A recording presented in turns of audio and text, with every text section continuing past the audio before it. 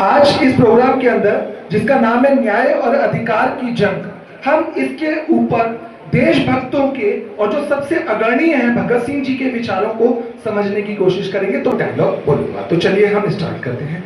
मेरी कलम को जिस तरह वाकिफ है मेरे जज्बातों से, मेरी कलम को जिस तरह वाकिफ है मेरे जज्बातों से कि मैं इश्क भी लिखता हूं, कि मैं इश्क भी लिखता हूं, तो इनकलाब लिखा जाता है, तो इनकलाब लिखा जाता है। जिंदगी तो अपने कंधों पर जी जाती है, जिंदगी तो अपने कंधों पर जी जाती है। दूसरों के कंधों पर तो सिर्फ जनाजे निकलते हैं, जनाजे निकलते हैं। मेरा जन्म 28 सितंबर 1907 को गांव बंगा, जिला लालपुर, तहसील जड़ावाला में हुआ। जब मेरा जन्म हुआ तो आई, भागी भागी आई, उसने मेरे पिताजी किशन सिंह जी को कहा, मुबारक हो किशन सिंह जी, मुबारक हो, लड़का हुआ है। तभी मेरी दादी आई, उसने कहा कि ये बच्चा तो बड़ा भाग्य वाला है। इसके होते ही मेरे तीनों लड़के स्वर्ण सिंह, अजीत सिंह और किशन सिंह, तू तीनों रिया हो गए। मैं तो इसका नाम भागा वाला रखांगी, भागा वाला। तभी मेरा चाचा अजीत सिंह भागा भागा आया और उसने जाकर मुझे पहली घुट्टी पिला दी। पंजाब में उस समय ये प्रचलन था, बच्चे को जो पहली गुट्टी पिलाएगा बच्चा उस पर जाएगा। तब उसने ये बात आकर बताई तो मेरी दादी ने कहा, ओ अजीते, ये तूने की किया, अब तो ये तुझ पर ही जाएगा। ये आगे आगे और पुलिस पीछे पीछे, ये आगे आगे और पुलिस पीछे पीछे। सब ठाका लगाकर बहुत हंसे। अब मैं आपको अपने बचपन के कुछ किस्से बताता हूं जिसकी वजह से मेरे अंदर लौ का और खून का संचार हुआ। एक बार मैं खेत में गया, मेरे पिताजी कुछ कर रहे थे। मैंने कहा, पिताजी पिताजी पिताजी आप ये की कर रहे हैं? उन्होंने कहा, भगत मैं आम के बीज बो रहा हूं, कल को इसमें आम आएंगे। थोड़ी देर के बाद मैं गया और मैं कुछ करने लगा। पिताजी ने कहा, भगत तू ये की कर रहा है? तो मैंने कहा, पिताजी पिताजी मैं बंदूकें बो रहा हूं और कल को इस पे खूब सारी बंदूकें आएंगी और उन बंदूकों से मैं अंग्रेजों को मार गिराऊंगा। बचपन में मेरे हीरो थे करतार सिंह सराभा जी, जो मात्र 19.5 साल की उम्र के अंदर फांसी को प्राप्त हुए। जब वो आए तो मेरे पिताजी से उन्होंने कहा, किशन सिंह जी हमें कुछ दान चाहिए पार्टी के लिए।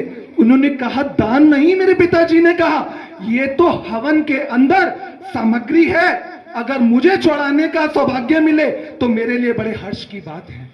मैं यहां पर करतार सिंह सराभा जी की एक कविता जो मैं बचपन से गाया करता था आपके समक्ष रखना चाहूंगा। मुझे यही पाओगे मज़ारों में, मुझे यही पाओगे मज़ारों में, ज़बा मेरी बया मेरा, मुझे यही पाओगे मज़ारों में, ज़बा मेरी बया मेरा।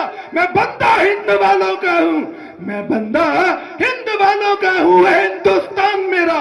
मैं बंदा हिंद वालों का हूं, है हिंदुस्तान मेरा। मैं हिंदी ठेठा, हिंदी जाता, हिंदी नाम हिंदी हूं। मैं हिंदी ठेठा, हिंदी जाता, हिंदी नाम हिंदी हूं। यही पता, यही नामो निशा मेरा, यही पता, यही नामो निशा मेरा। यही खानदा, यही फिरका, यही खानदा। उठते बैठते मन करे भारत तेरे कदम चूम लूं, उठते बैठते मन करे भारत तेरे कदम चूम लूं। पर कहां मेरी किस्मत ऐसी नसीबों वाली, ये कहां मेरा तेरी खिदमत में ये सिर जाए, तेरी खिदमत में ये जा जाए, तेरी खिदमत में ये सिर जाए, तेरी खिदमत में ये जा जाए। तब मैं कहूंगा मेरा मरना है, हताते जादवा मेरा, हताते जादवा मेरा। 1919 के जलियांवाला बाग के कांड के बाद जब गांधी जी ने चोरी चोरा कांड के बाद अपना आंदोलन वापस लिया, मैं गांधी जी की विचारधारा के अगेंस्ट चला गया। जब फिर मैं थोड़ा बड़ा हुआ, मेरा लाहौर नेशनल कॉलेज में एडमिशन हुआ। वहां पर सुखदेव, मार्किंड, भवानी, मुझे बहुत से फ्रेंड मिले। हम कुछ अंग्रेजी लड़कों को मारा करते थे, उनकी बॉल हमारे ग्राउंड में आती थी। अब एक बार हमारे इंग्लिश के प्रोफेसर ने कहा कि तुम इनको मारकर क्या करोगे? हमने कहा सर, हमें अपने देश को आजाद कराना है। उन्होंने कहा फिर एचआरए पार्टी ज्वाइन करो, वो सीधा एक्शन में बिलीव करती है। फिर मैं गया राम प्रसाद बिस्मिल जी के पास। राम प्रसाद बिस्मिल जी ने कहा विद्या लंकर जी का पत्र आया था, क्यों ज्वाइन करना चाहते हो हमारी पार्टी? मैंने कहा देश की आजादी। कहते हैं अच्छा कैसे मिलेगी? मैंने कहा लड़कर। उन्होंने कहा लड़ तो हम भी रहे इतने सालों से। मैंने कहा आपके तरीके में गलती है। उन्होंने कहा अच्छा, किसी अच्छे खाते पीते घर के हो, सोचा इसी नाम पर थोड़ा एडवेंचर कर ले। जब नंगी बर्फ की सिल्लियों पर पिटाकर और तुम्हारी पिटाई की जाएगी चाबुक से, सारी देशभक्ति भूल जाओगे। यह संघर्ष खून मांगता है भगत, खून। मैंने कहा बिस्मिल जी, खून बहाना कोई बड़ी बात नहीं है, बड़ी बात तो यह है कि मेरे जिस्म से निकला हुआ खून आने वाले पुश्तों के खून में रवानी पैदा कर सकता है कि नहीं। उन्होंने कहा यह है हमारे नए साथी भगत। उनकी फेमस लाइंस हैं, सरफरोशी की तमन्ना, सरफरोशी की तमन्ना अब हमारे दिल में है, सरफरोशी की तमन्ना अब हमारे दिल में है। देखना है जोश कितना बाजुए का दिल में है, वक्त आने दे बता देंगे तुझे आसमां, वक्त आने दे बता देंगे तुझे आसमां। हम अभी से क्या बताएं, हम अभी से क्या बताएं, क्या हमारे दिल में है, सरफरोशी की तमन्ना अब हमारे दिल में। एचआरए पार्टी के प्रमुख चंद्रशेखर आजाद जी से हम दोनों के बीच में लड़ाई हुई, क्योंकि हम एक दूसरे को जानते नहीं थे। फिर पार्टी के लोगों ने बताया पंडित जी ये हमारा नया साथी है भगत। उन्होंने कहा नाम बताना चाहिए था, जान भी जा सकती थी। मैंने कहा पार्टी का उसूल है किसी अजनबी को नाम ना बताया जाए। आजाद जी ने कहा क्यों आए हो? मैंने कहा पार्टी ज्वाइन करने। कहते हैं क्यों? मैंने कहा मुल्क की आजादी। उन्होंने कहा जब तुम्हारी मां की ममता तुम्हें याद आएगी और जब पिता के संघर्ष का चेहरा याद आएगा, सब भूल जाओगे देशभक्ति। मैंने कहा आजाद जी, कुछ मां बाप ऐसे भी होते हैं जो बच्चों के पैरों में बेड़ियां नहीं बांधते मोह की।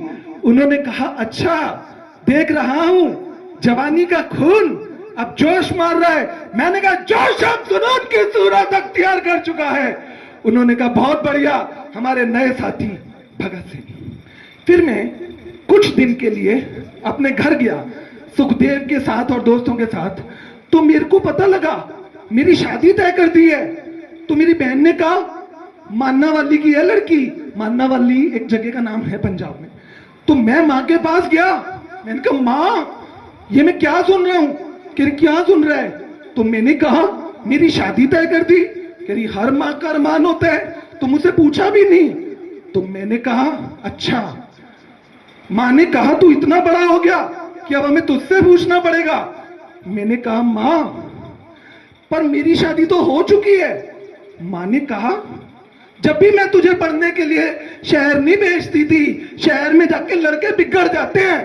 तो मैंने कहा मां पर मेरी शादी तो चाचा अजीत सिंह ने कराई है। अजीत ने कब करा दी? बचपन में। तेरी दुल्हन कौन है? मैंने कहा आजादी। उन्होंने कहा आजादी? तो मैंने कहा हाँ, और उसकी मां का नाम है भारत माता। और हमारे देश में तो शादियां करने का प्रचलन नहीं है। और मैं कह के घर से चला गया। फिर फिरोजा कोटला में चंद्रशेखर आजाद जी ने एक मीटिंग तय करी जिसका संबोधन मुझे करना था। वहां हर कोई कह रहा था मैं पंजाब से, मैं हरियाणा से, मैं दिल्ली से। मैंने कहा कोई हिंदुस्तान से है क्या? तब सब चुप हो गए और मैंने उस पार्टी में HRA पार्टी का नाम बदल के कर दिया HSRA, human socialist Republican association. उसके बाद एक बार लाला लाजपत राय किसी सभा को संबोधित कर रहे थे, स्कॉट नाम के और सैंडर्स नाम के पुलिस वाले ने उनकी डंडे मार मार कर हत्या कर दी।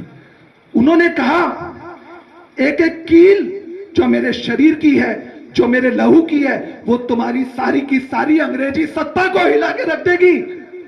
फिर मैंने राजगोपाल, चंद्रशेखर आजाद, सुखदेव और राजगुरु ने प्लान करके स्कॉट की हत्या कर दी।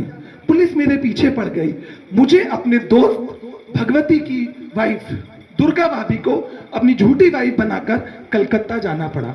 जब हम कलकत्ता से आए तो पंडित जी ने पूछा, भगत अब क्या करना है? मैंने कहा कि हमारी पार्टी इतना काम कर रही है। दुर्गा भाभी ने कहा, मैंने कहा भाभी सच तो यह है, कानपुर में, कलकत्ता में कुछ न्यूज़पेपर में नाम छपकर कुछ नहीं होता। असली बात तो हमारी आवाम तक अभी पहुंची ही नहीं है। तो पंडित जी ने कहा, हम क्या करें? मैंने कहा, हम बम फोड़ेंगे, बम। उन्होंने कहा, बम, बहुत बढ़िया, और फिर हम वहां से भाग जाएंगे। भगत सिंह ने कहा, तब चंद्रशेखर आजाद ने कहा, नहीं भगत, शहीद कभी पीठ नहीं दिखाते। मैंने कहा कि पीठ नहीं दिखाते, लेकिन हमारा जो पर्पस है वो पर्पस है कि अंग्रेजी हुकूमत मीडिया के माध्यम से, अपनी मीडिया देकर कोर्ट के ट्रायल्स में वो बात आवाम तक पहुंचाएगी, और जो काम हम अब तक नहीं कर सके वो अंग्रेजी मीडिया हमारे लिए करेगी। फिर उसके पश्चात चंद्रशेखर आजाद ने मुझे मना किया। उस मीटिंग में सुखदेव नहीं था। जब सुखदेव को पता लगा, सुखदेव ने कहा, भगत क्या सुन रहा हूं, तू बम फोड़ने नहीं जा रहा? जो बंदा सारे लिटरेचर लिख सकता है, हिस्ट्री कर सकता है, इकोनॉमिक्स, वो यहां बैठकर लेख बनाएगा और दूसरे लोग बम फोड़ने जाएंगे। भगत क्या जिंदगी जीने की तमन्ना प्राप्त हो गई है? मैंने कहा, रेवड़ी नदी में फेंक दी थी जिंदगी की तमन्ना। जब देशभक्ति के लिए उठा था, तू मेरे पे ये इल्जाम लगा रहा है। सुखदेव ने कहा, इल्जाम नहीं लगा रहा, दोस्त होने का हक अदा कर रहा हूं। फिर हम गले मिलकर बहुत रोए। सुखदेव के समझाने पर चंद्रशेखर आजाद मान गए। 8 अप्रैल 1929 को असेंबली में जाकर हमने बम फोड़ा। सारे में धुआं ही धुआं हो गया, और जब बम फोड़ा तो हम नारे लगा रहे थे, हम भागे नहीं, हमें तो गिरफ्तारी देनी थी अंग्रेजी मीडिया को। हमने कहा, घबराओ मत, हमें पकड़ो, और हम नारे लगा रहे थे, इनकलाब जिंदाबाद, साम्राज्यवाद मुर्दाबाद, साम्राज्यवाद मुर्दाबाद। उसके बाद हमें पकड़ के ले गए, और जब अंग्रेजी हुकूमत ने हमें ट्रायल पे बुलाया तो पूछा, तुमने बम क्यों फोड़ा? मैंने कहा, योर ऑनर, जज साहब, अदालत तो इंसाफ का मंदिर होती है, लेकिन तुम्हारे सरकारी वकील ने सिर्फ झूठ झूठ और झूठ बोला है। हम सच बोलेंगे, हाँ हमने बम फोड़ा, लेकिन हमारे बम में किसी तरह के केमिकल या फर्टिलाइजर का यूज नहीं था, क्योंकि हम इंसानी मानवीय जिंदगी की कीमत को समझते हैं। तुम गोरों ने जुल्म ढाया हमारे लोगों पर, हमारे लोग भूखे मरे तुम्हारे समय पर। तुमने बहुत अत्याचार ढाए हैं। तुमने पब्लिक सेफ्टी बिल और ट्रेड यूनियन बिल के माध्यम से हमारे लोगों की आवाज को दबाना चाहा, लेकिन अब ये आवाज दबेगी नहीं। हिंदुस्तान जिंदा होकर रहेगा। और सारा युवा मेरे से यह सुन ले, किसी के भी पीछे बिना दिमाग के चलना एक मानसिक गुलामी है। हिंदुस्तान के वीरों, हिंदुस्तान की पृथ्वी अब तुमसे इंसाफ नहीं, खून मांगती है, खून मांगती है। उसके बाद मैंने कहा कि, उन्होंने कहा, ऑर्डर ऑर्डर। मैंने कहा, to hell with the order, to hell with the law. उसके बाद उन्होंने कहा, बहुत गर्मी है तुम्हारे खून में, ये तो हम रोक के रहेंगे। मैंने कहा, कौन रोक पाया है देशभक्ति की आवाज को? क्या फ्रांस के अंदर कानून बनते समय वहां के मजदूरों को रोका जा सका? क्या लेनिन को रशिया में रोका जा सका? और कोई हिंदुस्तान को भी रोक नहीं पाएगा। बोलो भारत माता की, भारत माता की जय। हमें नंगी बर्फ की सिल्लियों पर लिटाकर पिटाई करी गई हमारी, और फिर जब हम नहीं माने, उसके बाद 7 अप्रैल 1930 को 68 पेजों का ब्यौरा बना।